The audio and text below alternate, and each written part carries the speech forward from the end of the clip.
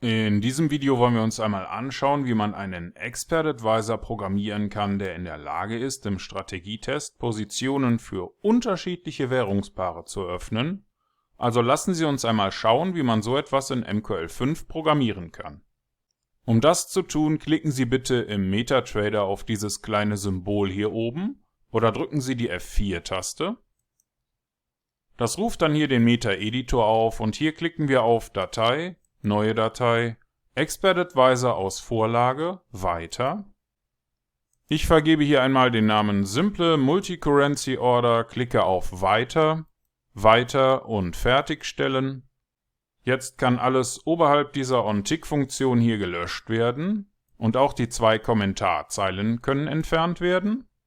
Wir starten mit einem Include-Befehl, der wird uns die Datei trade.mqh importieren.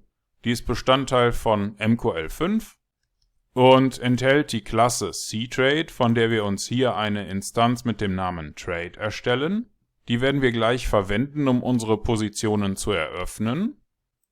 Innerhalb der OnTick-Funktion starten wir damit, dass wir den Ask-Preis berechnen. Das machen wir mit der Funktion SymbolInfo_Double für das aktuelle Währungspaar auf dem Chart.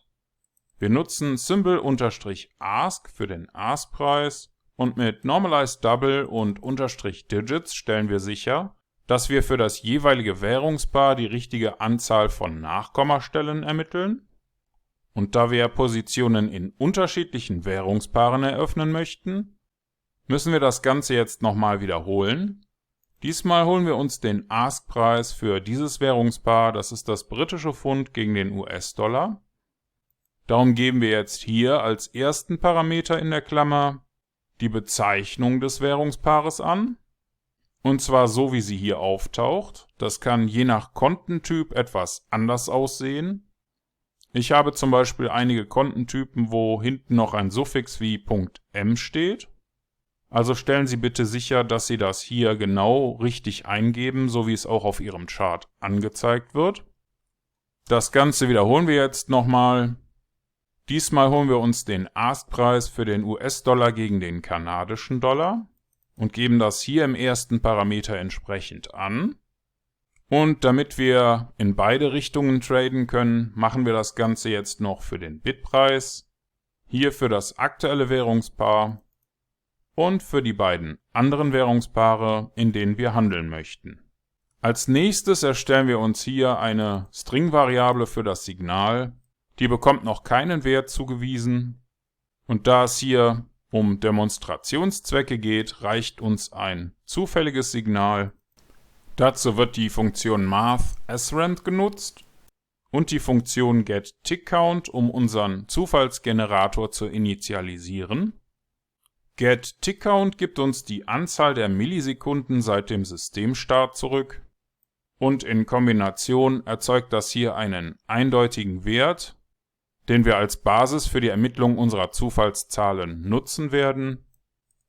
Die Zufallszahl selbst ermitteln wir mit math_rand. Das sieht ähnlich aus wie diese Funktion, allerdings ohne s in der Mitte. Und dieses %2 zeigt uns, dass wir 2 unterschiedliche Werte erhalten werden, die reichen uns.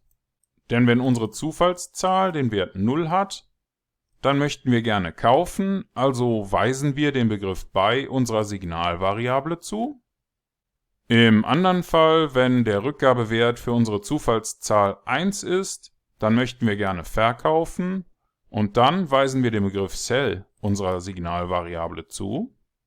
Und sobald wir ein Verkaufssignal haben und die Anzahl für Positions Total kleiner ist als 10, dann möchten wir gleich mehrere Positionen eröffnen. Das machen wir mit Trade.Sell für jeweils 10 Microlot und geben hier in dem ersten Parameter die jeweiligen Währungspaare an. Für das aktuelle Währungspaar habe ich hier den Wert 0 genutzt, alles in Großbuchstaben.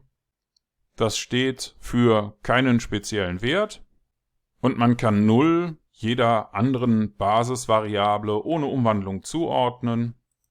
Man hätte hier auch Symbol nehmen können, wie hier oben. Im anderen Fall, wenn unser Signal den Wert Buy, also kaufen hat, und der Rückgabewert für die Funktion PositionsTotal ebenfalls nicht größer ist als 10, dann nutzen wir Trade.buy, um 10 Microlot für das jeweilige Währungspaar zu kaufen. Und das war's auch schon.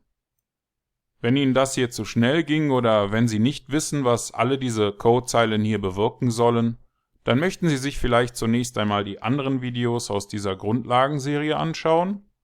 Vielleicht ist aber auch der Premium-Kurs auf unserer Webseite interessant für Sie. Für den Moment klicken wir hier mal auf Kompilieren oder drücken die F7-Taste. Das sollte ohne Fehler funktionieren und wenn das bei Ihnen auch so ist, dann können Sie jetzt hier oben auf dieses Symbol klicken oder Sie drücken die F4-Taste, um in den MetaTrader zurückzukehren.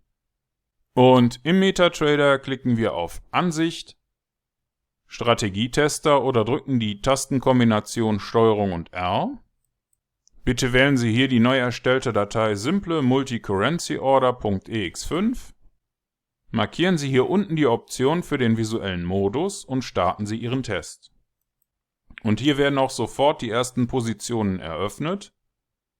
Unser Expert Advisor funktioniert also wie gewünscht und Sie haben in diesem kurzen Video gelernt, wie Sie für mehrere unterschiedliche Währungspaare im Strategietester Positionen eröffnen können.